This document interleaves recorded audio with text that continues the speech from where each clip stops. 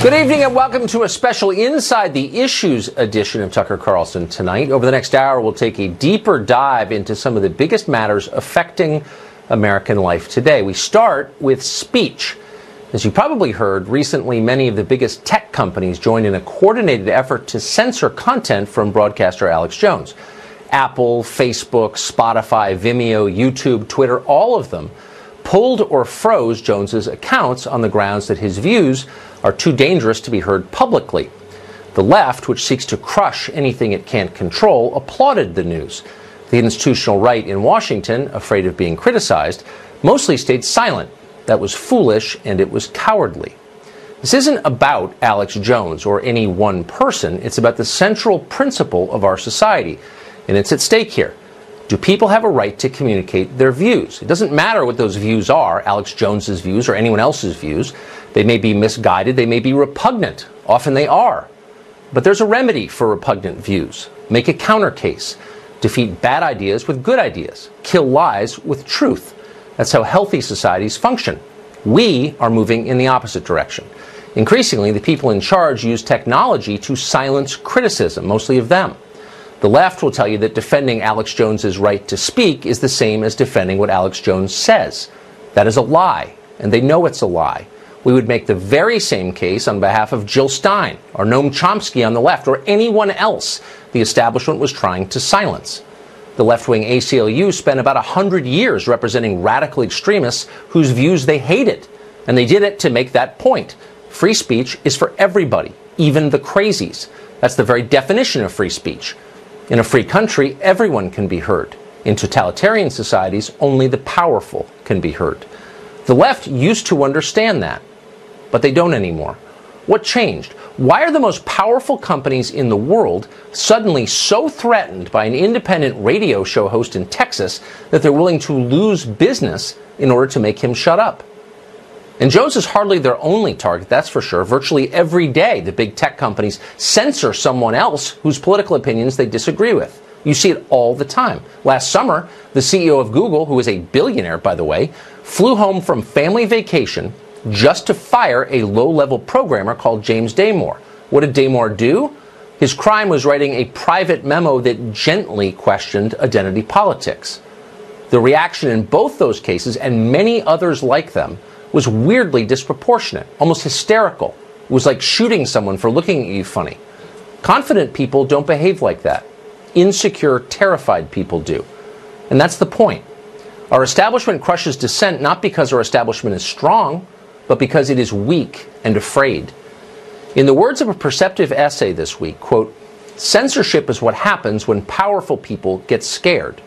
That piece was written by a former Wall Street executive called Michael Krieger, and it's worth quoting at length here. Elites aren't afraid of what Alex Jones says, Krieger writes. They're terrified that it's popular. They're in denial about the consequences of the world they created. Trump didn't divide American society. Alex Jones didn't cause our widespread and, by the way, justified distrust in institutions. Elites did that with their spectacular failures. Trump's election and Alex Jones's popularity are merely symptoms of a corrupt and failed status quo, the stewards of which refuse to take a look in the mirror, accept blame, and reform. Censorship by Silicon Valley billionaires will backfire spectacularly. Ultimately, it's safer for society to have open public forums where all ideas, whether you consider them dangerous and crazy or not, can be openly expressed alongside each other. Deplatforming popular content won't make it go away. It will just shift to areas of the internet you may not see, where it will fester and grow stronger over time and even more intense and radicalized echo chambers. You'll think it's gone from society because it's been safely cleansed from your corporate government Facebook timeline, but it may grow even stronger in the shadows. End quote. In other words, censorship does not work. Ideas spread. The good ones, which are rooted in nature and observable reality, take root and they endure.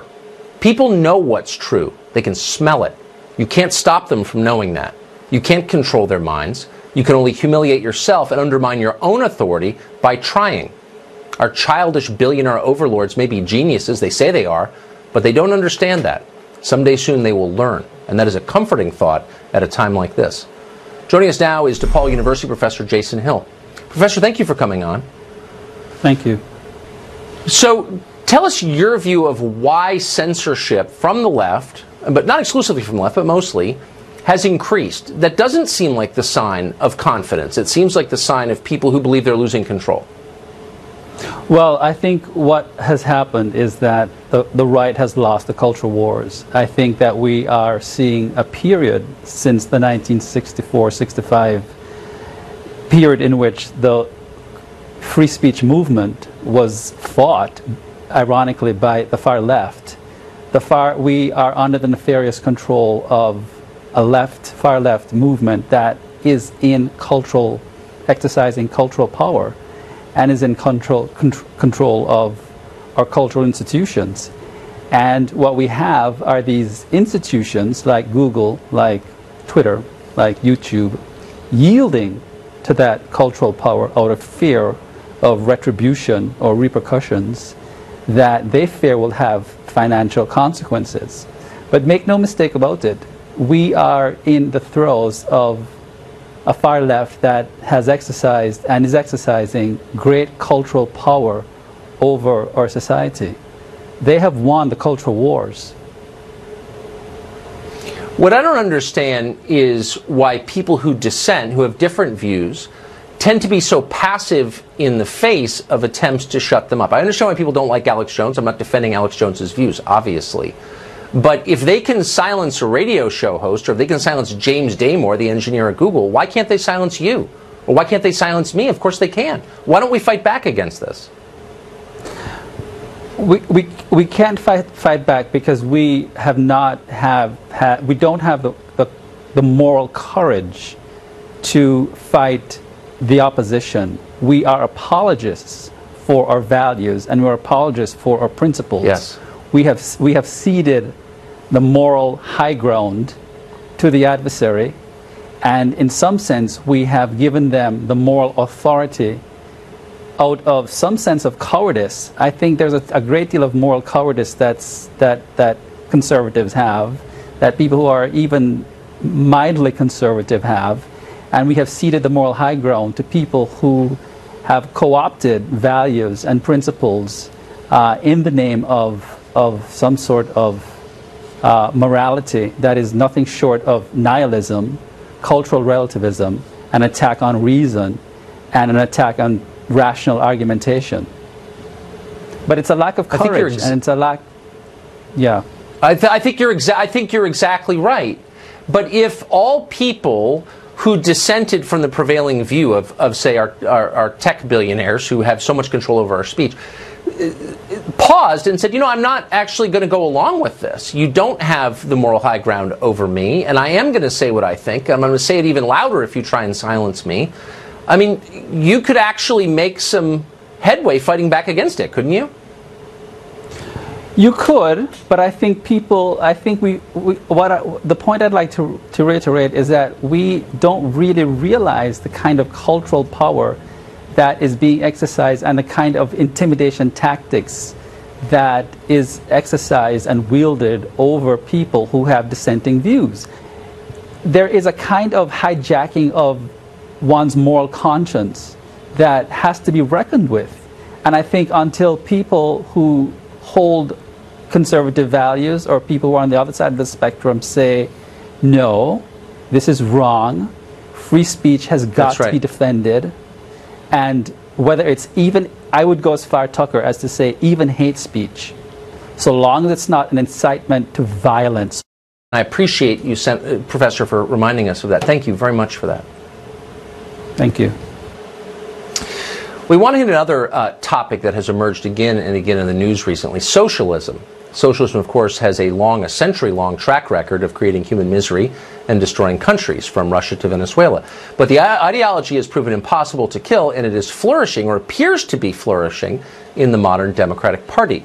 Democrats as a whole now say they view socialism more favorably than they do capitalism. Politicians like Bernie Sanders and Cynthia Nixon proudly call themselves socialists. Maybe there's a little taint to socialism that turns people off. I don't really think so. I think the real issue is that the ideas that we have been talking about, almost without exception, Stephen, are now ideas that are mainstream ideas that are supported by the vast majority of the American people. Republicans are going to call us socialists no matter what we do. So we might as well give them the real thing. Give them the real thing. But what is the real thing? And what are they talking about when they say they are socialists? David Azarad has thought a lot about this. He's director of the B. Kenneth Simon Center for Principles and Politics at the Heritage Foundation in Washington, and he joins us tonight. David, thank you for coming on. So all of us have watched kind of slack-jawed as a growing number of ascendant Democratic politicians have embraced socialism. What are they saying when they say they're socialists? What does that mean? I think you should look at the policies they support rather than the labels they use. And there you'll find that what they're calling socialism is basically just liberalism. They want more regulations on the private sectors, and they want bigger entitlements. So basically, socialism has become a synonym for a more aggressive, self-confident brand of liberalism, and it's definitely spreading. But Marxist-Leninist socialism, the intermediary stage on the way to communism, that's completely dead in the U.S. and enjoys almost no support.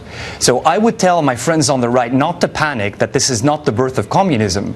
What it is just is a renascent, more aggressive form of progressivism. No more Bill Clinton, the era of big government is over, but an assertive and demanding and self-confident form of liberalism. It does seem like, though, somebody has failed. Maybe it was parents, maybe it was teachers, maybe it was both, in making the term socialism unacceptable. I mean, no one is espousing Nazism. That's been obviously discredited, and for good reason. Socialism, self-described socialists, murdered tens of millions of people in the last 100 years. Why is the word itself not more verboten? I mean, look at what we teach in our schools. By and large, there are only three things that kids learn about the past: Nazism, Jim Crow, and slavery. And they know that that's bad. Socialism killed and communism killed 100 million people in the 20th century, but that's not really taught. And then the other thing to keep in mind is 2008. 2008 happens, and immediately the left reacted and said, this is capitalism. This is the legacy of Reagan. Right. This is unregulated greed. It's the private sector running amok and trampling over the well-being of Americans. And then the pollsters come along and they give the American people a choice between capitalism, which to many on the left and to millennials means 2008, or socialism, which has come to mean kind of, we're all in this together, we take care of one another, or the government gives us free stuff. And people say, well, I sure as hell am not going to support capitalism, therefore I'm going to support socialism. I think it's more an indictment of our failure to properly teach history. And look, the fact also that words evolve and their meaning changes over time. And I think today, for a lot of people, socialism just means big government. Libertarians and some conservatives never really reckoned with the deep resentment about the bank bailouts, I always thought. Did it ever occur to them that, people looked at that, if you're a non-economist like me, and you think, well, if my business fails, no one bails me out, but we're bailing out these billion-dollar banks? I mean, people kind of hated that, and why wouldn't they? And I also think we didn't offer a simple counter-narrative. I mean, there have been very intelligent and profound explanations offered on the right by economists of what happened. But to put it bluntly, what's our talking point? And I've been in D.C. now for 10 years. I still don't know what it is. So that I think in the popular consciousness, 2008 was caused by deregulation and greed, which I think you and I both know is not the case. But we kind of lost that battle. David Azarad, one of the smartest observers of all this. Thank you for joining us tonight. I appreciate it. Thank you, Tucker. Our Inside the Issue special continues just ahead with a look at big tech. Even when you think your phone is not listening to you, it likely is. We've been investigating this for months, and that investigation continues after the break. Welcome back to our Inside the Issue special hour. The people who run this country are obsessed with Russia. We hear that every day. Weirdly, they prefer to ignore China, at least in public. In private, they're taking a lot of money from China. But what do China's leaders think about us? Well, it turns out they think a lot about Donald Trump and his tough posture on trade. Are they impressed? Well, we asked Michael Pillsbury. He is director of the Center on Chinese Strategy at the Hudson Institute and a frequent traveler to China. He's also the author of maybe the single best book on the subject, The 100-Year Marathon, China's Secret Strategy to Replace America as the Global Superpower. Michael Pillsbury, thanks for joining us. Thank you. There was a surprising piece written by a Chinese expert in the Financial Times recently that described the Chinese leadership's view of Donald Trump. and it came as, I think, something as a surprise if you follow the news coverage of Trump in this country. It said, essentially, Chinese leadership believes that our president is playing a kind of three-dimensional chess. He's a brilliant tactician, and that they fear he's outflanking them strategically. Do you think that's right? Yes, I was in Beijing a week ago. I think I heard pretty much the same thing, that they think President Trump is basically the superior president out of the last 5 or 6 that's ever dealt with China, and that he's done the most to alter the relationship. He's really got their attention. They're quite concerned that there's something deeper going on than they're aware of. So you get this sense that the Chinese leadership and the advisors to the leadership are afraid of being outsmarted by President Trump. It's a little odd from a non-expert's point of view, because it doesn't seem like his posture has been that aggressive. Is it just that he's the only president to fight back at all, or do they think more is coming? Both. I think he's distinguished himself as fighting back at all, number one. Number two, the details and the depth of his allegations in these several White House reports he's released are really quite stunning to the Chinese. He's basically alleging that they stole their way to the top. They've had forcible technology transfers from U.S. companies, these outright stolen technology, and that they sort of have an illegitimate path to be number 2 in the world. That he would say these kinds of things, especially this term he's used in some reports, economic warfare, that China is committing economic warfare against America and other countries. This is really quite astonishing to them. They're used to being, if you will, coddled or spoken politely to. So this is really quite a shock. And it's working, I think. Do they agree with the assessment fundamentally? When you speak to them candidly, do they acknowledge that there is some truth in the president's description of their behavior? No, they're quite firm that this is all lies, defamation.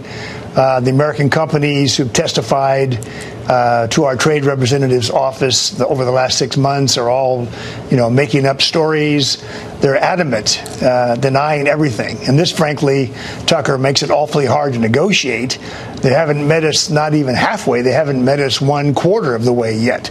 So I'm pessimistic in the short term. Obviously, if President Xi and President Trump get together again, if the terms are right, then some kind of a deal could be struck.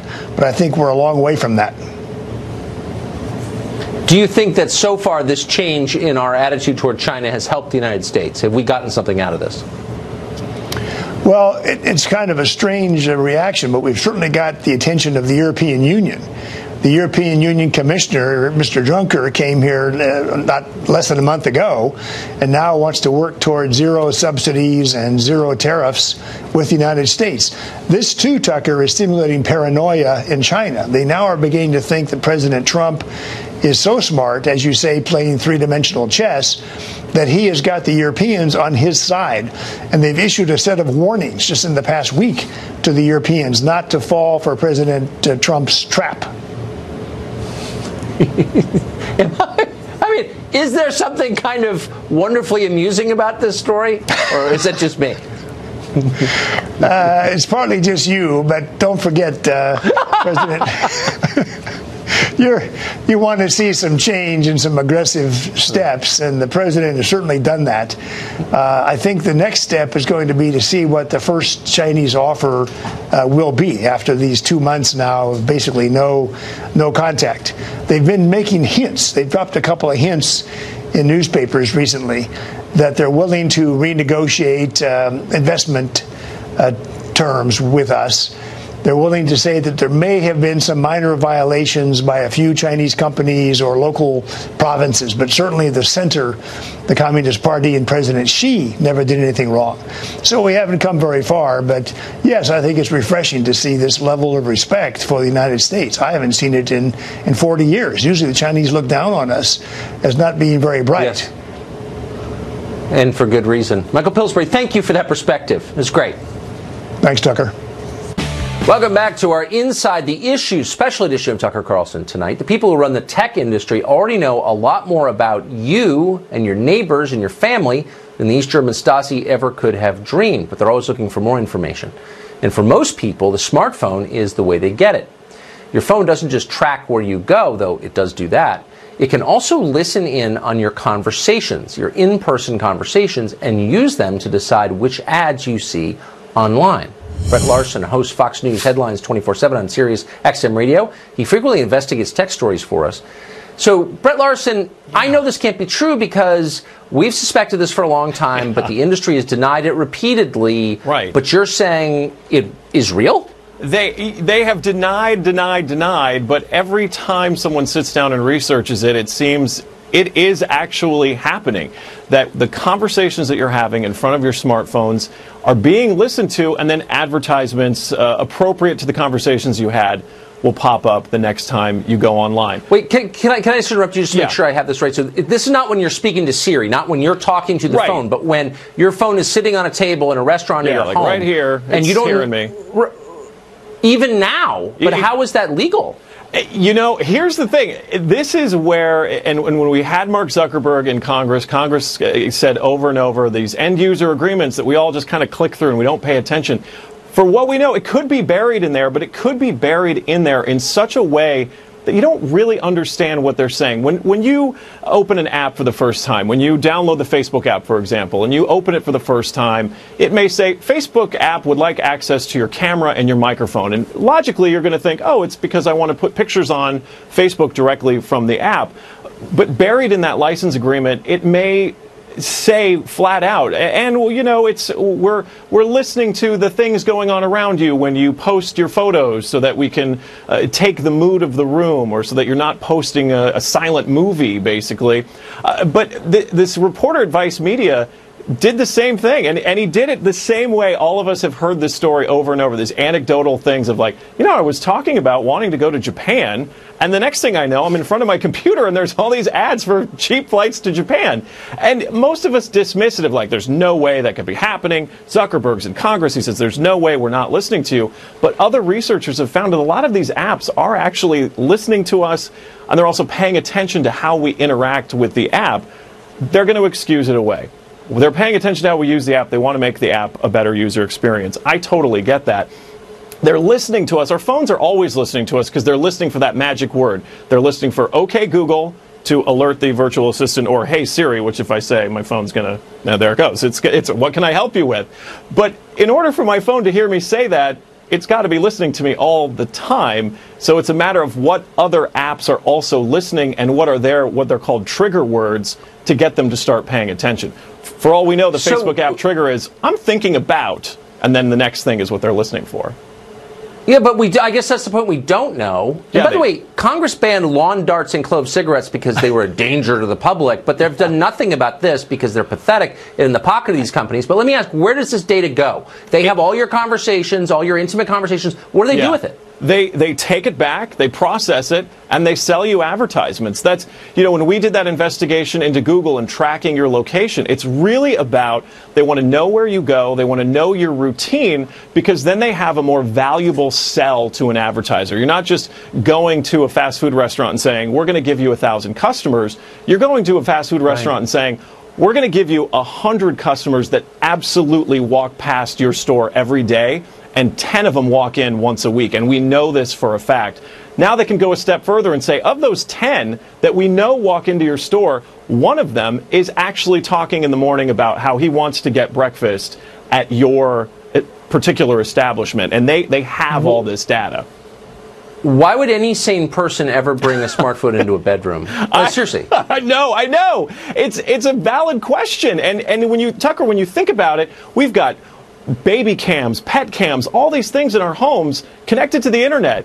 We don't know where that's going. So my advice would be, turn the phone off if you're bringing it in the bedroom, because it is probably listening to you. And I'm not trying to sound alarmist. I'm just trying to be realistic. Well, you're the opposite of an alarmist. I'm alarmed. I'm terrified. And I'm upset that Congress doesn't care enough to do something about this. Brett Larson, need to get savvier about it, indeed. You think? It's insane. Yeah. Thank you for your relentless investigations. I appreciate them. Thanks for having me, Tucker. Up next, the war in Afghanistan continues to drag on. 17 years and counting, billions and billions of dollars. Is victory anywhere in sight? What should we do about America's longest war? Our Inside the Issues special continues just ahead.